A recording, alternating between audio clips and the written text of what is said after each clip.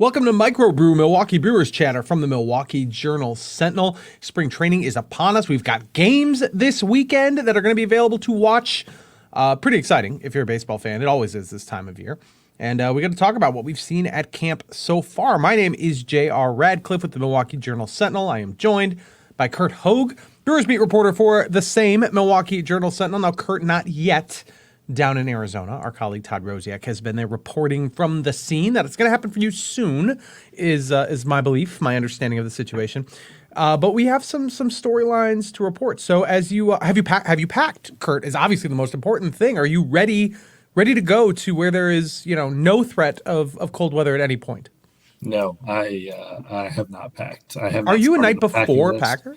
No. So last year I packed like 2 weeks out. Really? And it was a disaster because I had no clothes for 2 weeks. Yeah, you should have not done that. What made you think that was a smart idea? I had no garments for my feet. Wasn't it really cold last year? Or was it 2 years ago? It was a chillier spring training, yeah. Before I got there, it was legitimately, I don't want to say legitimately cold because I am of the north as well. But for Arizona, it was like in the 40s, highs in the 50s. So yeah, that is pretty rough. And that's tough for them. It was up and down throughout the time I was there. A lot of jackets all days. Yeah, I don't feel sorry for Arizonans at any point when they get down into the 50s. Not really, but whatever. It's great podcasting when we talk about weather and what to look forward to and when you pack. And I just really had to check all those boxes before we get to the good stuff. And foot garments. I don't really understand what that means. Are those slippers? Is that what we're talking about? Socks? Socks. Oh, okay. Packing 2 weeks before leaving is ridiculousness. I don't know why anyone would do that. It doesn't take that long to pack. It was insane behavior by me. I pack, when I go someplace, it takes me 20 minutes is the absolute maximum amount of time I need to pack my stuff. I'm sure some people are longer. I think an hour is fine, but I don't get it. I don't get why that takes people so long. Maybe it's just because I dress pretty basically, and it's like, which polo shirts will I bring on the trip this time, and which pairs of jeans will I wear? They all look the same, but let's pick a couple. So maybe that's because you got no drip. So. I do not have drip. That is true. That is one thing I absolutely agree with you on. I am not the most aesthetically pleasing in any way, shape, or form. Speaking of which, do you remember which reporter Devin Williams said was the best dressed on the Brewers beat last year? I don't, but it has to be you, or you would not ask this question. Did he really say that about you? Mm-hmm. Wow. Well, He first asked if Sophia counted, and I said, no, of course not, because she would be the obvious answer. Of course she would win. Yes, 100%. So we can't actually let the winner win. Love it when the best dressed and the worst dressed come together for a podcast, and that is what is happening for you people today. The news of the day is Brandon Woodruff is back, baby. I mean, he signed a 2-year deal with a mutual option for that third year. He's going to be getting paid very little money for this next year, which makes sense because we may not see him at all, probably will not see him at all during the 2024 season, but it is a little bit of a retainer fee to bring him back in 2025. Now, Gary Sanchez, that was also announced as official on Wednesday, but I think even we have talked about Gary Sanchez. That was the longest gestating roster addition in the history of the Milwaukee Brewers. So we can touch a little bit on that. It's a little bit less money than we initially thought because of a wrist issue that popped up during the physical. But Brandon Woodruff is a cool one. We have expressed how much we love that guy. He's fantastic.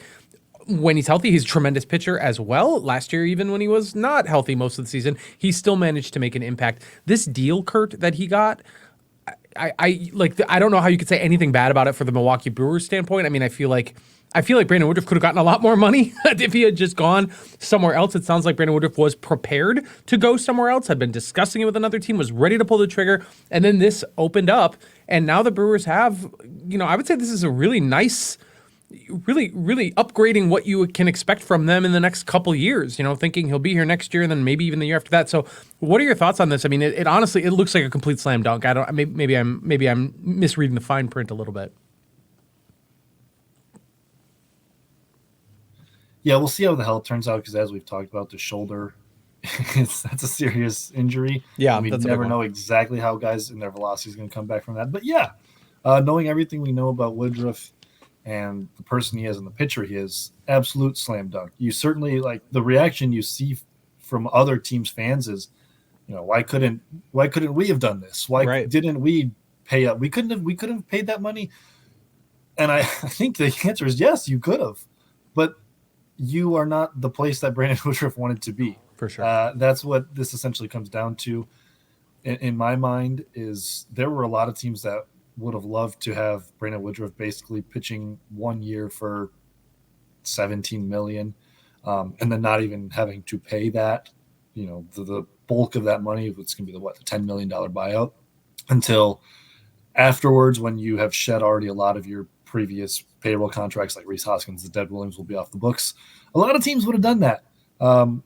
But there were not a lot of places that Brandon Woodruff wanted to go and spend his year rehabbing, spend an entire year at behind the scenes working with trainers and putting the future of his career, in those people's hands essentially. So yeah, it makes a lot of sense for Brandon Woodruff to want to come back when you think of it that way. And also, this is just a guy putting his money where his mouth is. He talked about wanting to be a Brewer a long time, talked about really loving it here. And when presented with an opportunity to legitimately stay here for at least a couple more years and try to, get his career back on the track that it has been and very well could continue on, he absolutely did it. He's, in the grand scheme of things, barely getting paid for MLB, like an MLB player scale, barely getting paid this year. Barely getting paid next year when he's going to be pitching. Now, there's going to be some back-end money there, but still, this is a guy who wants to be in Milwaukee and is taking a little bit of a discount to be where he wants to be. Oh, big one. A lot of a discount. Honestly, it's hard to even not that you want to look at it this robotically, because it stinks that he has an injury that's going to keep him out of all 2024, but the Brewers end up coming out ahead. The fact that he got hurt, like the fact that they could have him on their roster 2025 and 2026 at reasonable rates, full strength, is an incredible. And if it doesn't work out injury wise, the Brewers still didn't have a lot to lose there in terms of financial commitment. So it's just wild how it unfolded, but it ended up working out for the Brewers, I think.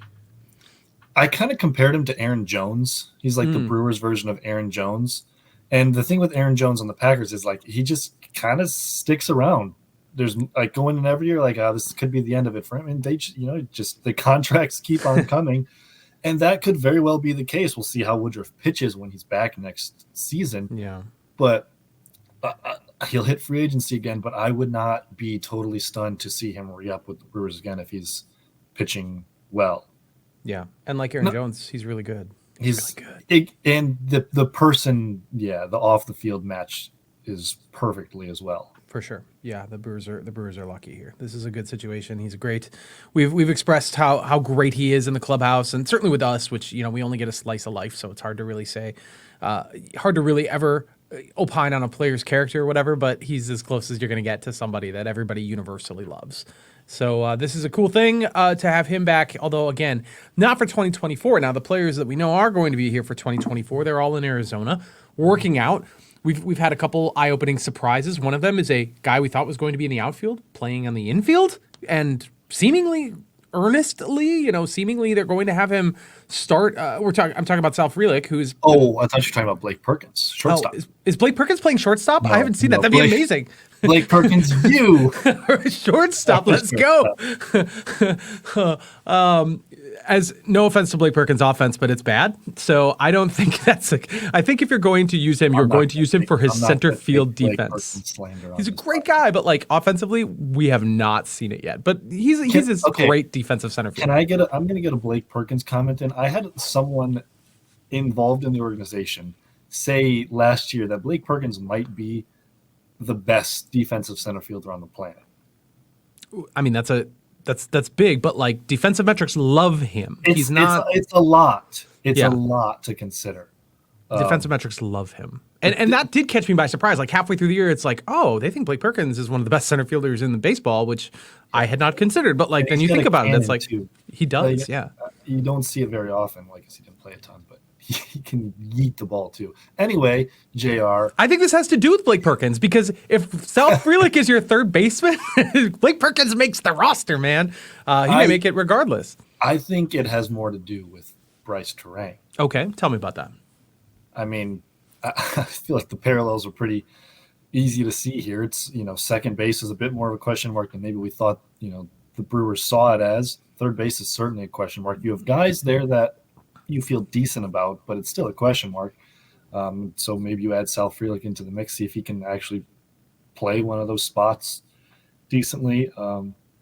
I still think, like, when you look at third base, unless Frelick is unless you're really trying to squeeze his bat in the lineup as like a 800 OPS kind of guy, I don't know if third base makes a ton of sense, especially compared to second base. I think second base makes a lot more sense. It's easier to play. In theory, it's easier to play. And you can absorb lesser offensive contribution. Yeah, Frelick doesn't have the greatest arm, so second base makes more sense, and you can absorb the contributions a little. If like the contributions are lesser, you can absorb them. Yeah. And also, like, the incumbent there is Bryce Terang, a lefty who did not hit at all last year. I think the third base picture is a little, like, they're just a little better off with some hodgepodge of Monasterio and Tyler Black and Owen Miller if he makes the team. Mm-hmm. Well, you know who I want to be the third baseman is somebody that we talked about 2 weeks ago. We said, all right, if 2 weeks go by, you said, and obviously we were just throwing out a timeline. We have no idea, but like 2 weeks go by, it makes it much more likely that Matt Chapman is in play for any team, but maybe the Brewers, who have a clear-cut opening at third base. Matt Chapman is one of 4 players who are represented by agent Scott Boras, who have not yet signed. Here we are on February 22nd, and 4 very important free agents have not yet signed: Blake Snell, Jordan Montgomery, Cody Bellinger, and Matt Chapman. Matt Chapman plays a spot the Brewers could use. If we have gotten to the point where guys like those 4 guys are going to be accepting short-term deals as a means of further upping their value, then I cannot imagine a scenario where the Brewers would not be interested, because they don't have a third baseman. They've got possibilities here, but they've got Sal Frelick. I mean, we'll talk more about that, but like, is that going to work? Like, he doesn't play the infield. He didn't play the infield in college. Like, that seems like a reach. It seems like they're just trying to like give him more versatility and some possibilities late. Yeah, in as an maybe. Option. Yeah, it gives you an option. Yeah. I mean, Matt Chapman's a legit third baseman, great defensive third baseman who can also hit a little bit. Like, I still feel like, and maybe I am just down. I mean, I've got no reason to believe that this could happen. Your head's in the clouds, but that's okay. It is. Yeah, that's okay. It just is. It just would fit so well if they can make it work. And they don't have a high payroll right now. They're not breaking their bank. No, they don't. So Chapman is, I think, if you look at the Boras 4, which, by the way, this is going to be a legacy month for Boras. Mm-hmm. It's either everyone right now, including myself, is like, buddy, what are you doing? How are you going to pull this off? Yeah, you just had these guys wait and wait. He's got to come through. He's got to come through for his guys. I'm curious to see what happens. Is Major League Baseball messing with him? Is that what's happening? Yes, it has to be, right? To some degree. Like, I don't act like I can know the insides of the Cubs working, but right now they're basically sitting back and being like, at least, publicly, who knows what they're doing behind the scenes, but it feels like they're sitting back and saying, we are not going to bid against ourselves. Come to us when you want to play ball. And the Yankees are kind of doing the same thing with Snell. But I do think out of those 4 guys, Chapman, right, makes the most sense for a pillow deal. Mm-hmm. Like, Snell is coming off has won 2 Cy Youngs, won it last year. Right. Cody Bellinger, like, this guy was rumored to make he won $200 million. You don't just take a pillow deal after that. No. And then Montgomery this is the peak of his value too. World 100%. Series hero. He could. I mean, I could see him taking one, but if it does, it's going to be with the Rangers, right? Like a 2-year deal. You would think.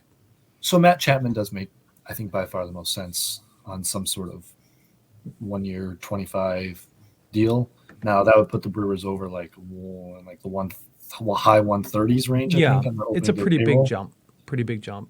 Which is, that's more than they've probably put on opening day ever. Maybe like 2021 or 2019. 2019 maybe. Yeah. But either way. They have traditionally, like, slowly but surely built up their payroll. It's just that they have pulled back a little bit. Yes. And they could do it. They could do it. Let's be clear about that. They could do it. I just don't think they will. They have renewed savings in the fact that they knocked some base salary off of Gary Sanchez's deal. Brandon Woodruff is not going to cost them a ton. That's not a bank breaker. and they've got a lot of young talent. Like this would, and they've got guys to play third base after this season. It's not like you bring Matt Chapman in for anything other than the year you need him. And I don't know. And when you don't have to pay as many parking attendants. Oh boy, yeah, with our automated parking system. A lot going on at American Family Field this year. There's going to be some stuff that we're going to have to get into when we get closer, like what's new about American Family Field and that parking thing. We've talked about it before, but that's going to be a wild ride. Is the scoreboard up yet? Do we know if the scoreboard? I don't think it is. They'd send out photos if it was, don't you think? They'd have it all set up and propped up. I don't know. It's hard to really see from the places where I drive by. I'm unclear on how long it takes to install the scoreboard. Me too. It's a big fella, so it's going to take a hot minute. Sal Frelick at third base. Is that what do you? I know you're not down there. You're not talking to Pat Murphy or the players, but like, do you think that's going to work? Like, again, he did not play there in college. This is it. It feels like we have a lot of outfielders. I know you mentioned Terang and you mentioned they just have this opening, but like, I don't know, man. I have a hard time believing this is something that can truly work. Like, I guess we'll see. So I think it kind of will.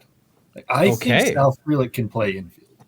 Okay. I don't know why, but I've always thought this. Okay. He's just a good athlete. He's smooth. Maybe it's because he's shorter. That's honestly probably why. I don't know ball. But he looks like a second baseman. Yeah. But I think he can play a passable second base. And I don't know what the ramifications are going to be on the opening day roster or on the roster throughout the season if that comes into play. But I do think he's got the capability of playing it for sure. And it is a bit of an eye opener for sure that the Brewers are it's not like they have a shortage of infielders. Last year they moved Owen Miller to the outfield during spring training. And it was like, oh yeah, okay, that makes sense. They have him and Tyler Naquin out. That's it. And Sky Bolt. Yeah. Okay, yeah, I can see why you'd put a good athlete out there. They got dudes. Vinny Capra is still on the 40-man, right? Yeah, as far as I know. Jahmai Jones is the guy who just went off the 40-man, yeah. But they got infielders. They have bodies. They're choosing to one of the top outfield prospects at infield. Right. What you're saying is they're not they believe in Sal Frelick specifically, that they think he could do this. They want him. Yeah, they believe in Sal Frelick specifically and aren't entirely sure if their current infield picture is it. Right. Yeah, we'll have to see. I think you're right that it has something to do with what's going on with Bryce Terang and some insurance policy there, I suppose. With Sanchez's arrival, even though that took a while to get there, the Brewers now have two kind of clear-cut catchers on the roster with William Contreras. But I did see Bob Nightingale kind of mention that Eric Haase would possibly still make this team as a third catcher. Does that vibe with you? Is that something you think the Milwaukee Brewers would do? That would be unusual to me. Yes, I could see them trying to do it, like to keep him in the organization, similar to what they did with Pedro Severino when he came off his PD suspension. Sure. I don't think it's the right move, depending on if you're comfortable with Gary Sanchez like actually catching, and if you're not, why did you sign him? Right. Because if Contreras is your DH every day, and then Frelick's positional versatility certainly opens some doors if you've got a guy that can play infield and outfield. But the question for me is, like, what does this do to Jake Bauers? Because I don't think you can operate a roster functionally with a third catcher and Jake Bauers. Yeah. And I think Jake Bauers makes this team. Mm-hmm. Also, a lot of options. Exactly. So that's why you create a bit of a conundrum. Okay, you look at it all of a sudden, how many position players do you roster? 13? That sounds right. Yeah. So you've got your 8 in the field, and then you've got 2 catchers, so that puts you up to 10. Then Jake Bauers puts you at 11, and Jake Bauers can't play anywhere. So now you've got 2 guys on the bench to cover the entirety of the field. Just leaves you unlikely. A little slim, especially with how they're going to, platoon some of these bats and pinch hit for some of these bats late in games. Like Bryce Terang's not going to face a lefty late in the game. Right. Joey Wiemer, if there's a lefty coming up out of the bullpen, Joey Wiemer would just things like that. You would have almost no flexibility. Right. And does Joey Ortiz then he's one of the guys you're counting to make the team in this? Joey Ortiz got to make. Yeah, I think he has. team. I think so too. I think so too. I think Tyler Black is probably on the outside looking in. Right. And he is he on the 40? He is not on the 40 man. So that's a pretty big hurdle at this point when you haven't yet made your major league debut. Yeah, I mean, by the end of spring, like there's probably some injuries that you can clear some spots, or you'll just be DFAing Eric Haas or someone like that. But yeah, that's the other thing with Haas too, is it's a split contract. So he would have to clear waivers to remain in the organization, and maybe they don't want to lose him for nothing. But if he's in the minor leagues, or you just cut it, like if he's in the minor leagues, he just gets paid the minor league portion of his contract. You're not on the hook for the whole mill. So. Yeah. I think you said Eric Hosmer. Maybe you didn't, or I heard Eric it as Haas? such instead of Eric Haas. And then I was like, did the Brewers sign Eric Hosmer on like a minor league deal or something? Has that happened and I missed it? That would be bad. You're tired. That's what I thought, but I was like, I don't know. There's always a group of players that were good and kind of are still hanging around or filtered out. You're not really sure where these guys are in their career. You never know. Yeah, like guys like Keston Hiura. Has Joey Votto signed, by the way, before we talk about Keston Hiura again? No. Interesting. Keston Hiura now a member of the Detroit Tigers along with Mark Canha. So former beloved Brewers are going to be spending some time in Michigan. Yeah, Joey Votto hasn't signed. That's interesting to me. There are still a lot of guys that haven't signed. They're all gonna. I mean, you're still getting. Ahmed Rosario just signed, and Gio Urshela just signed. These are very serviceable players. They're not stars, of course, but very serviceable players. In addition to the 4 stars that are still out there. Wild stuff. What else did I want to ask you about? Pants. Man, these uniforms are bad. Wow. It's become one of those things that usually when there's this much chorus around something, it's like it's not as bad as people are making it out to be. But these uniforms are bad. I don't think there's enough noise around it. I think you might be right. Yes. There needs to be a revolt from the players. Yeah, the quality of uniform around Major League Baseball and on the shelves for fans is... Hey, on the bright side, baseball fans, you can wear what the players wear now. Actually, it's the opposite. The players can wear what you wear. It's definitely the opposite. You can look like a big leaguer because they look just like you. High school baseball teams have somehow figured out how to have pants that don't show their underwear. Not translucent. Translucent pants season. Oh, we got to get away from that. Mark Atanasio has met the media in Arizona, had some remarks, and also spoke to our Todd Rosiak as well in a one-on-one setting. Anything that he said that jumps out at you, or anything that was different from maybe what you'd expect, or was that a pretty run-of-the-mill Mark Atanasio press availability? Well, the standard has been set at losing an entire community this offseason. So I'm going to say that was pretty run-of-the-mill. There's like some comments about, I think the Brewers feel a little bit of disrespect right now. Mm-hmm. They're feeling themselves just a little bit, at least within the confines and the context of the NL Central. They're like, wait a second. We are the team that has been the best team for the last 6 seasons. Yeah. Why don't we get treated as such? So I think there's a bit of that permeating. Christian Yelich, it kind of seeped through with him as well. I think Pat Murphy's probably the guy to get the most out of that, or at least like get some runway out of it with the players. I don't know if Counsell exactly would use the disrespect. I don't know if the disrespect card is in his arsenal. Yeah. I don't think Pat Murphy could fire me up like a football. Yes. He's given quite the speech that has been making the rounds. He's on a Brewers scooter going around practice. Pat Murphy is definitely soaking it in. He's definitely one of the stars of spring training thus far. I think Brewers fans are really going to respond to him as a character. Hockey style for you. Who are your 3 stars of spring training? Oh, yeah, 3 stars of spring training. Well, I kind of want Frelick in there, just as somebody with the whole playing in the infield. Uh-huh. Feels like something that so Pat Murphy would certainly be. Is it my 3-star, my 1-star? I'm not super familiar with the hockey thing. I think that means your first star is the top. Yeah.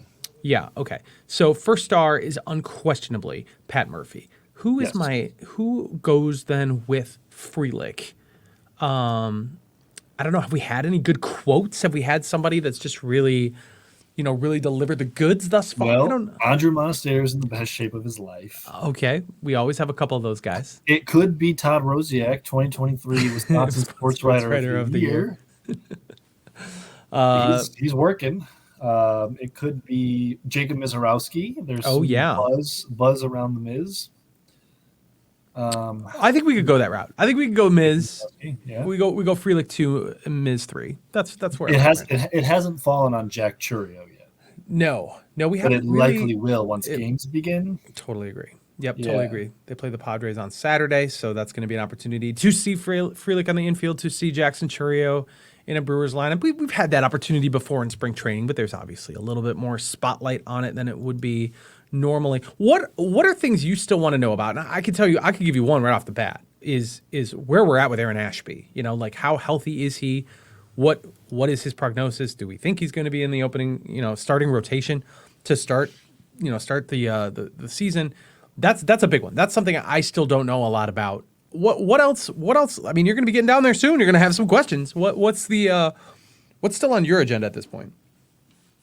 William Contreras, what are your emoji tweets about? We have to know. I'm freaking out every time the eyeball emojis come rolling in. I'm not exaggerating either. You're gonna talk to him. Do you think the most recent one was because they were about to sign Gary Sanchez? That feels like that could have something to do with it. Possibly, I don't know, man. Possibly. Legitimately, I would say, what changes are they looking to make with DL Hall? We haven't heard much from him. You get a new guy in the system with that much stuff, and you have a team that has the pitching lab and does what they do with pitching development. I would be curious to see what the Brewers have in mind for him. Whether I don't think he really needs to tweak a ton in like the arsenal or pitch usage, but he's got to improve in some areas. That's near the top of the list for me. Yeah, for sure. You are the world's foremost Joey Wiemer fan coming into last season, I would say. Yes. Thank you for bringing this up. People are talking. Yes, he has changed his batting approach, which everyone knew had to happen, I think, for him to have a sustained career in the big leagues.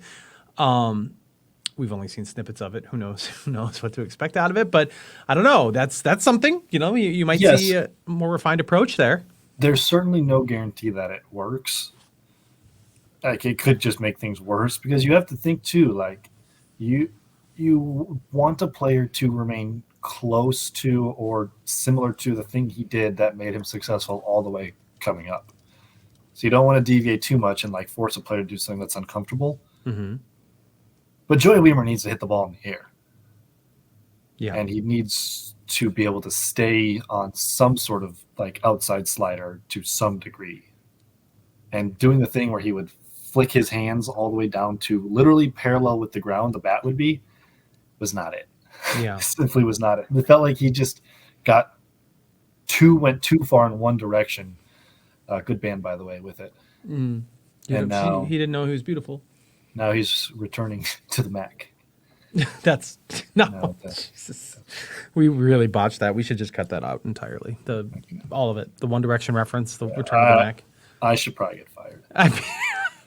I feel like we are now playing a drinking game with ourselves, where it's like Keston Hiura. Let's chisel in a Keston Hiura reference. Let's chisel in a Return to the Mac reference. What else do we have? I want to be very clear. The Keston Hiura reference was organic. Yeah. No. That was not organic this time. That was okay.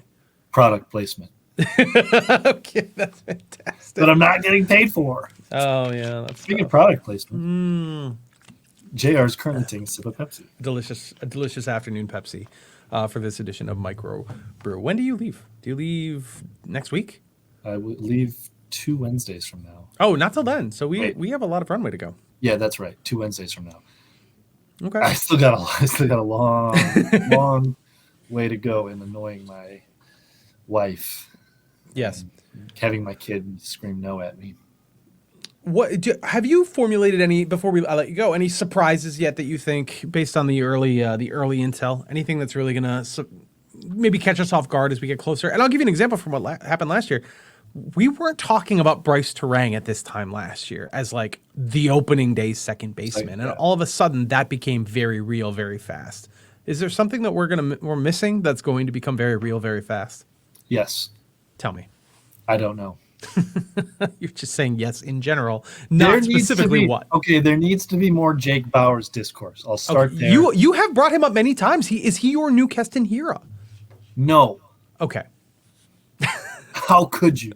I'm sorry, my fault, blasphemy, and et cetera, et cetera. But Jake Bauers, like we've said a couple times, is probably going to make this team. They did not bring him in to just like as a camp body. They think he's going to make this team. Yes, there are certainly other options that you could have signed to like minor league deals that can play first base and were bad last year, but have some interesting upside that you would not have had to give up multiple prospects for and paid a guaranteed $1 million+ salary. Yeah, that was a lot. They gave up a lot for him. I mean, he until they signed Rhys Hoskins, which was late in the offseason, he was the first baseman. I think there was probably always a plan to supplement. I would hope but so. They did go most of the offseason with Jake Bauers as the first baseman. That's true. Yeah, and maybe he catches on. Maybe he has a couple key hits in April, and suddenly it's Jake Bauers for MVP campaign. You know, I don't know. Like the late Luke Voigt thing we had going on during spring training last year. There's going to be someone that starts in AAA that people are going to be surprised by, whether it's Terang or whether it's Mitchell or whether it's Monasterio. Yeah. One of these guys is going to start, maybe multiple, will start in AAA, and I think people will be surprised by it. And I don't think it's going to be Joey Wiemer. Interesting, because we've gone, pendulum has swung a little bit. It used to be that Joey Wiemer's, made so much sense because he was the right-hander in a sea of left-handers. And now I feel like it's flipped. Now I feel like the Brewers' strength offensively comes from the right-handed side, and Joey Wiemer might be an extra commodity. But I still think he's in the lefty lineup. Like if you oh yeah parse that down, who's the right fielder? If Sal Frelick's on the infield, the lefty lineup. Well, I still think you would probably play Joey Wiemer against lefties over Frelick. Yeah, I see what you mean. IMA Joe. So then, and what if Churio's not on the roster? Well, that's something we haven't even discussed that thoroughly. Like, are we sure he makes the roster? I would say this. I think it's always been a possibility that he doesn't. I certainly there are no signs to me that indicate that he won't, and also there's no data right now to suggest that he won't. There's just no games. There's no feeling that it would change. In the same boat as you are in this, and I mean, there's really not a whole lot in that front to like discuss or theorize until we see kind of how they look in spring. Yeah, I agree, right? But I mean, it doesn't make a whole lot of sense now to send Churio down for a month when you can get that extra pick if he wins Rookie of the Year. I don't know, because we haven't talked much about Garrett Mitchell. I mean, the man is coming off of an injury that cost him all of last year. Almost all of last year. He came back at the end, so he was back. But like that's a still pretty big offseason for him that we haven't really spent a lot of time about. And I also think that I know that amongst people who follow the Brewers closely, this is clear, but I would not say it's clear to the wider populace that there are massive questions about Mitchell offensively, whether or not he's a regular big leaguer offensively. We haven't identified that for sure. The guy swings and misses certainly as much as our guy Keston Hiura did. So, and does he provide a little bit of pop? Is he is he speedy? Is he an excellent defensive guy? Absolutely. All those things are true. But the Brewers have those guys too. The Brewers do. Yeah. I mean, 100%. They've got that covered. I don't know if we can be certain that he is going to start the year with the Brewers, that he is a big leaguer for the Brewers. I don't think we've actually answered that question. It just seems like he's come up big in a few spots, so it isn't, no one is down on Garrett Mitchell, and plus he's young, obviously. He's still developing as a player, but I don't know. I don't know what to make of him just yet. I think the best way to put it may be that if you took the pieces of his profile and you extrapolated it over an entire season, it would not lead to a very successful season. Like I think he's still a good defender, and he's obviously a really plus runner and a great base runner. But the Brewers also have those elite defenders already. Like Perkins, best center fielder in the universe. Joey Wiemer is the elite defender. Jackson Churio should be a plus center fielder.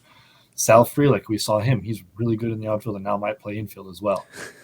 Joey Wiemer, not a center fielder in the minors, and just casually slid over for a season to help a team out. Played great center field defense, and they don't even need him out there. That's incredible stuff from him. We do not have enough respect for what Joey Wiemer did last year on defense. Yes, I mean, it's there's not a clear spot for playing time for Garrett Mitchell. Maybe if Churio starts the year in the minors than Mitchell's your everyday center fielder. Yeah, too. it's gonna. So It could be. kick things Is it gonna off. be a choice between those two guys? I mean, I probably think not. there's probably a path for both plus Joey Weimer on the opening day roster, but that would also that scenario probably requires Sal Frelick to be able to play infield too. Agreed. Yeah. Yeah. Interesting. And then stuff. you're not carrying 3 catchers. Any last thoughts, Curt, before I send you away?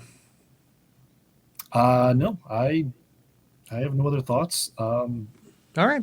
Well, I closed down the Bucks podcast with this, and I would say that if a teenage TikToker asked me who my starting 5 podcast partners would be, I promise you, Curt, you would be on the list along with Lori Nickel and Jim Ozarski on the Bucks on the Bucks podcast, on the Point Forward podcast. If you don't know what I'm talking about, just I don't know, Google Damian Lillard and what was the kid's name? I forget. Nelson. Oh, shoot, I should know this. He's got a ton of followers and. Whatever. Nelson the Magnificent. It's something like that. That's not it. It has been a week for the discourse. There has been some discourse with the Milwaukee Bucks, and you can hear all about that. And the Brewers. And the Brewers. That's right. You can hear all about that discourse on the Point Forward podcast. But this, of course, the Microbrew podcast. We're going to get these going. I believe every week we're going to have to talk to our guy Todd and find out what he's finding out. Down in Arizona, and then also, of course, as you get down there and as the season gets rolling, we're going to be doing these a little more regularly, and you can look forward to our voices in your ears, our smiling faces on your screen if you're seeing us on YouTube, and thank you for tuning in to this edition of the Microbrew. We will catch you again next week. Let's go. Bye-bye.